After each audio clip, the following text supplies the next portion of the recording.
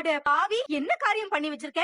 இதுக்குதான் இந்த ரவுடி பைய சகவாசம் வேணாம், இவனை முதல்ல இருந்தே வீட்டுல சேர்க்காதீங்கன்னு சொல்லிக்கிட்டே இருந்தேன். இன்னைக்கு ராத்திரி இளமதி கூட இவன் கூட தான் வந்தா. நல்ல வேளை கடவுள் கருணை காமிச்சிட்டாரு. பாத்தீங்களா, இவன் சுயரூபம் தெரிஞ்சு போச்சுல. இப்பவாவது இவனை வெளியே அனுப்புங்க. போடா, வீட்டு விட்டு வெளியே போ. பண்ற தப்பெல்லாம் நீ பண்ணிட்டு ஏன் பொண்ணு நடுராத்திரியில உன் ரூமுக்கு வந்தான்னு போய் சொல்லி அவ பேரை கெடுக்க பாக்குறியா? ஒரு ரவுடித்தனம் பூரா இப்ப தெரிஞ்சு போச்சு. பேர்பட்ட ஆளா இருக்க நீ விட்டா இந்த உலகத்தையே வித்துருவ போல இருக்கே. ஒரு ரவுடித்தனம் மாதிரியே உன் வாயும் வளர்ந்து நிக்குது. ஏட்டு ஊருக்கு மூச்சு விடாம தம் கட்டி பேசினா நீங்க பேசுனதெல்லாம் உண்மை ஆயிடுமா? உங்க பொண்ணு என் ரூமுக்கு வந்தது உண்மை. அவளை நான் கைய புடிச்சு வெளியே கூட்டிட்டு வந்து விட்டதும் உண்மை. நான் நினைச்சிருந்தேன்னு வைங்க, என் ரூமுக்குள்ள வந்த பொண்ண ரூமுக்குள்ளேயே நிக்க வச்சிருந்துக்கலாம். அது அசிங்கம் தெரிஞ்சதுனாலதான் வெளியே கூட்டிட்டு வந்து எல்லாரும் முன்னாடி நிறுத்தினேன். இப்படி எல்லாம் பேசி எனக்கு கேவலப்படுத்தாதீங்க.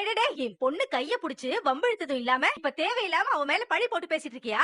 என் பொண்ணு எதுக்கு ஒரு ரூம் பக்கம் வரப்போறா? அதுவும் இந்த பாழடைஞ்ச டஞ்சன் ரூமுக்குள்ள. அதுவும் இவன் தலையணைக்கு கீழே ஏதோ எடுக்க வந்தாள். நான் சொல்ல வந்ததை சொல்லியே தீரணும். மைனா பரம ரூமுக்கு போனது உண்மைதான். ஐயோ, ஏன் இளமதி இந்த பரமனுக்கு பயந்துட்டு இப்படி எல்லாம் பேசுற?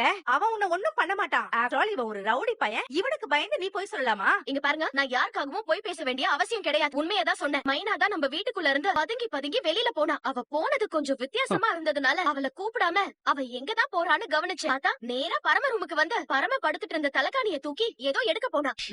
அதுக்குள்ள பரம எழுந்து அவ கைய புடிச்சிட்டாரு. உடனே அவளை தரன்னு வெளியில இழுத்துட்டு வந்து சத்தம் போட்டு எல்லாரையும் கூப்பிட்டாரு. இது அத்தனையும் நான் என் கண்ணால பார்த்தேன். இதுதான் உண்மை, இதுதான் நிஜமும். நான் எதையும் மாத்தி சொல்லல. நான் யாருக்கும் பயப்படணுங்கிற